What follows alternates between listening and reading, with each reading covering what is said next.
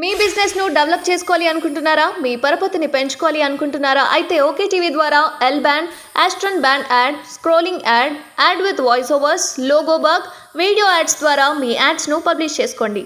సంప్రదించవలసిన phone number 8520917933. నమస్తే, welcome to okay TV. Right, parliament elections అయితే రాబోతున్నాయి. దాదాపు కొన్ని రోజుల టైం మాత్రమే ఉంది. సో దీనికి సంబంధించి పార్లమెంట్ సెగ్మెంట్స్ మొత్తం అటు కాన్స్టిట్యున్సీలో మొత్తం బిజీ అయితే నడుస్తుంది. ఇటు సికింద్రాబాద్ పార్లమెంట్కి సంబంధించి అటు దానం నాగేందర్ కాంగ్రెస్ నుంచి కంటెస్ట్ చేయడం జరుగుతుంది. ఇటు కిషన్ రెడ్డి ప్రజెంట్ సిట్టింగ్ ఎంపీగా కిషన్ రెడ్డి కూడా ఉండడం జరిగింది. సో సికింద్రాబాద్ నుంచి బీఆర్ఎస్ పార్టీ అభ్యర్థిగా పద్మారావు అయితే కంటెస్ట్ చేయడం జరుగుతుంది. సో ఎవరు గెలుస్తారనేసి అయితే కొంచెం హాట్ టాపిక్గా ఉంది. సో మనం రీసెంట్గానే దానం నాగేందర్ అటు కార్ దిగేసి కాంగ్రెస్ గూటికి అయితే చేయడం జరిగింది. అక్కడ కాంగ్రెస్ పార్టీ కండువా కప్పుకొని అటు ఎంపీ సీట్ అయితే దక్కించుకోవడం జరిగింది. దీనికి సంబంధించి ప్రస్తుతం అంతా మాట్లాడడానికి ఖైరతాబాద్ వాసులు అయితే ఉన్నారు. వారిని అడిగి మరిన్ని నిమిషాలు తెలుసుకుందాం. ఇంతకీ పార్లమెంట్కి సంబంధించి ఎవరు గెలుస్తారు ఏంది అని వారు మాట్లాడి అడిగి తెలుసుకుందాం. అన్న నమస్తే. నమస్తే అమ్మా, నా పేరు చంద్రబామ, లోకల్ ఖైరతాబాద్ లోకల్ వాసిని. సో ఎట్లుండబోతుంది ఇప్పుడు వచ్చే పార్లమెంట్ ఎలక్షన్స్లో? ముఖ్యంగా ఏ డెవలప్మెంట్ ఏ రకంగా ఉందన్న? డెవలప్మెంట్ అయితే దేశవ్యాప్తంగా మొత్తం ప్రపంచవ్యాప్తంగా చూస్తున్నారు. మన భారతదేశము 2014 కన్నా బిఫోర్ ఎలా ఉండే, 2014 నుంచి ఈరోజు 24కి వచ్చిన 10 ఏళ్లలో దేశం ఎంత అభివృద్ధి చెందింది మొత్తం ప్రపంచం మొత్తం ఈరోజు కొనియాడుతున్నది. కేవలం భారతదేశం అంటే మోడీ, మోడీ అంటే భారతదేశం అన్న పరిస్థితికి వచ్చింది. మనము ఇంతకుముందు చూస్తున్నాము, ప్రపంచంలోని మీటింగ్స్ ఏవి జరిగినా సరే మన దేశానికి చెందిన ఒక ముఖ్యమైన వ్యక్తి ప్రధానమంత్రి వెళ్ళి 20 మంది 30 మంది 40 మంది ఏవైతే దేశానికి సంబంధించిన ప్రధానమంత్రులలో మన వ్యక్తి కొనాకుంటుండే, లాస్ట్లో చివరన ఉండే వ్యక్తి పోయి ఈరోజు మనకు దేశంలో మన మోడీ గారు వచ్చినప్పటి నుంచి సెంటర్కి వచ్చి లీడింగ్ మొత్తం ప్రపంచంలో ఉన్న దేశాలన్నీ లీడ్ తీసుకునే పరిస్థితికి వచ్చింది. అంటే నేను ప్రత్యేకంగా చెప్పనక్కర్లేదు, ఈరోజు ప్రతి ఒక్కరు చూస్తున్నారు.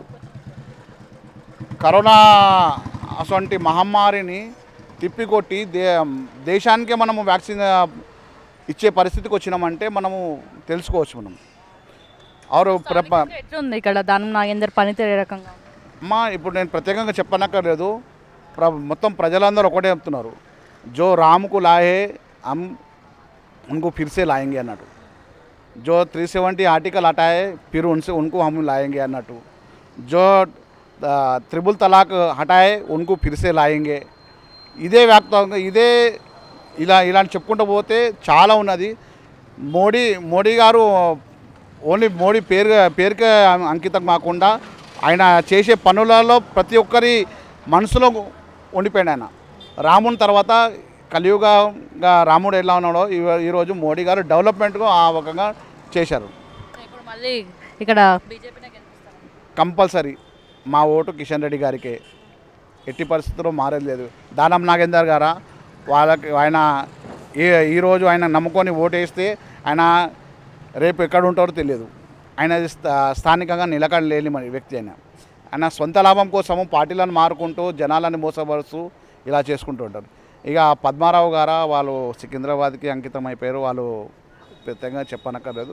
కిషన్ రెడ్డి గారు అయితే వాళ్ళు గెలిచినాక ఆయనకి కరోనా వచ్చినప్పుడు ప్రత్యేకంగా ఎవరైతే తన సొంత మనుషులు కూడా దూరంగా ఉండే పరిస్థితుల్లో ఆయన ప్రతి పేషెంట్కి ఉస్మానియా జనరల్ హాస్పిటల్ వెళ్ళి ప్రతి పేషెంట్ దగ్గరికి వెళ్ళి వారిని పరామర్శించి సొంత మనుషులాగా కాపాడుకొని ఒక్కొక్క ప్రాణాన్ని కాపాడుకుంటుంది. ఆక్సిజన్ సప్లై చేసి ప్రతి ఒక్క వారికి, ఈవెన్ పోలీస్ వాళ్ళకు కూడా ఫుడ్ సప్లై చేసి, ఫ్రూట్ జ్యూస్ సప్లై చేసి, ప్రతి ఒక్క నియోజకవర్గంలోని ప్రతి డివిజన్లో ప్రతి ఒక్క వారికి భోజన సదుపాయం కానీ, బియ్యము, ఉప్పు, పప్పు ఇవన్నీ మా లోకల్లో ఉన్న అప్పటి శాసనసభ్యులు చింతరామచంద్ర గారు కూడా ప్రతి ఒక్కరికి నిత్యావసర వస్తువులు అందించి, కూరగాయలు అందించి వాళ్ళు ప్రాణాలను లెక్క చేయకుండా ప్రజలలో కాపాడుకున్న వ్యక్తులు.